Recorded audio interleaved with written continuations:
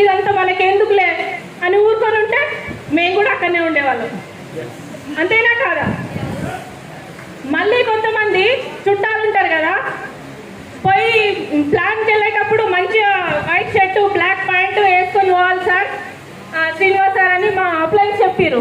అట్లనే వెళ్ళి చుట్టాలలో ప్లాన్ చెప్పినప్పుడు ఇట్లా ఒక రకంగా చూసిరు. ఏంటంటే తెల్ల డ్రెస్ నల్ల ప్యాంటు మంచిగా వేసుకున్నాడు, కప్పులు పేస్ట్ల గురించి చెప్తుండా అని ఒక రకమైన చులకన భావంతో నవ్విరు.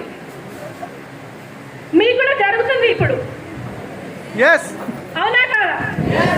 మాకు కూడా అట్లనే జరిగింది. అట్లా చాలా ప్లాన్స్లలో చాలా చాలా రకాలుగా మాటలు పడ్డాం మేము.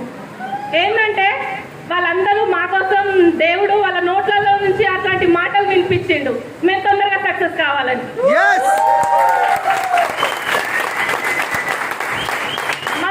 మాకు జరిగినటువంటి అట్లాంటి చిన్న చిన్న సిచ్యువేషన్లను మేము డైరీలో నోట్ చేసి పెట్టుకున్నాం, ఎందుకంటే వాళ్ళే మాకు ఇన్స్పిరేషన్.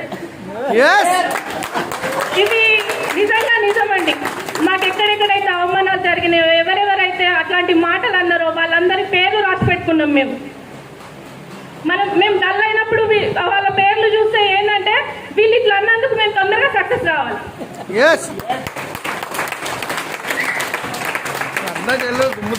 ఇప్పుడు మళ్ళీ భర్త చేస్తున్నప్పుడు భార్య కంపల్సరీ సపోర్ట్ ఇవ్వాలి.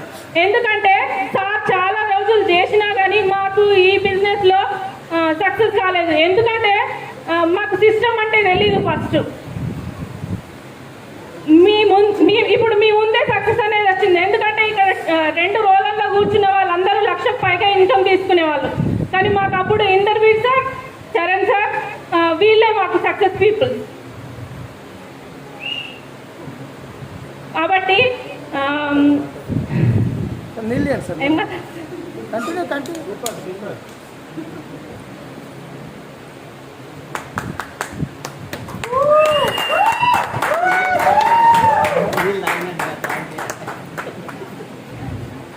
అప్పుడు వీళ్ళు సక్సెస్ అయినరు, మా చుట్టుపక్కలనే ఉన్నారని మీరు చెప్పుకుంటున్నారు, కానీ మాకు అప్పుడు అట్లా లేదు.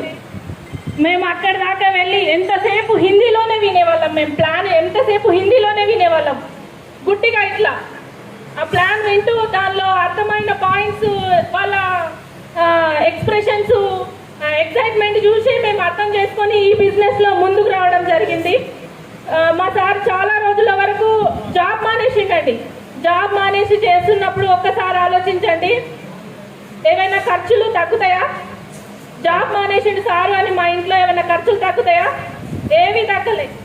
పిల్లల స్కూల్ ఫీజులు కానీ అవి కానీ ఇవి కానీ వాటన్నిటినీ నేను సంలయించుకున్నా.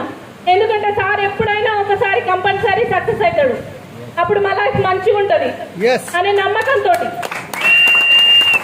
భార్య భర్తలకు ఇద్దరికి ఉండవలసిన మొదటి కమిట్మెంట్ అండి. ఎందుకంటే ఈ లైఫ్ అనేది మా ఇద్దరిది, ఎవరితో కాదు, మా ఇద్దరిది. కాబట్టి మేమే కమిట్మెంట్ ఉండాలి, అంతేనా కాదా?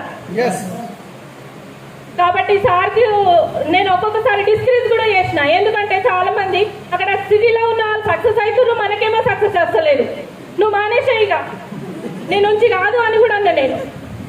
సారీ అండి, ఇంతమంది ముందు నేను సారీ చెప్తున్నా సార్కు. ఎందుకంటే నాకు సార్లో ఇంత పొటెన్షియల్ ఉండాలని నేను ఆ రోజు అర్థం చేసుకోలేదు. కానీ నేనంటే ఏంటి అనేది సార్ నిరూపించి చూపించిండు.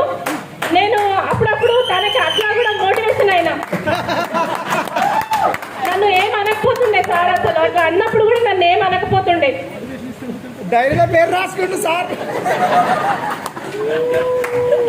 నేను నాకు కోపం వచ్చి ఏదైనా అన్నప్పుడు ఇంట్లో ఖర్చులు ఎట్లా ఉంటాయి, ఏంటిది నువ్వేమో బిజినెస్ లో సక్సెస్ ఉంది, 1,00,000 ఉన్నాయి అంటారు, నాకు డబ్బులు ఇవ్వట్లేదు, నేను ఎంతగానో మంట చేయాలి అని నేను చాలా తిట్టేదాన్ని.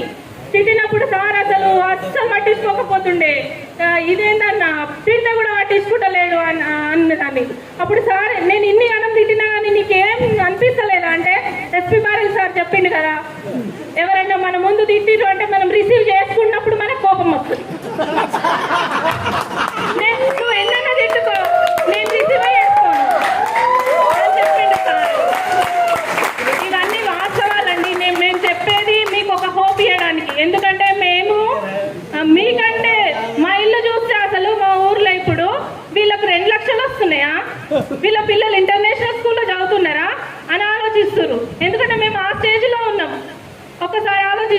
స్టేజ్లో ఉన్న వాళ్ళం కూడా ఈరోజు ₹1,00,000 ఇన్కమ్. అంతకంటే బెటర్ ఏంటంటే మాకు ఇచ్చే సంతోషం ఏంటంటే మమ్మల్ని నమ్మి మా టీంలో ఎవరైతే ఉన్నారో వాళ్ళు లక్షల్లో ఇన్కమ్ సంపాదిస్తున్నారో అది మాకు చాలా సంతోషంగా ఉంది.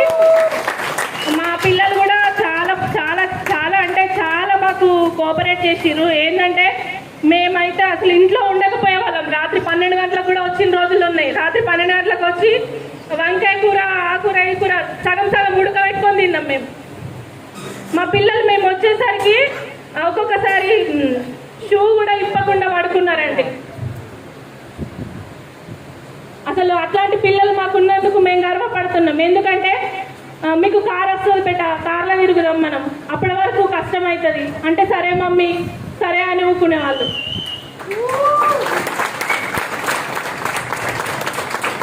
ఇంకా చెప్పుకోవాలంటే చాలా స్టోరీ ఉందండి.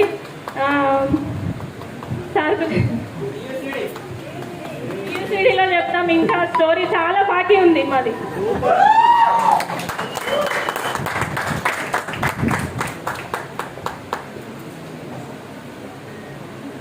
Good afternoon. స్టోరీ విన్నారుగా, బాగుందా?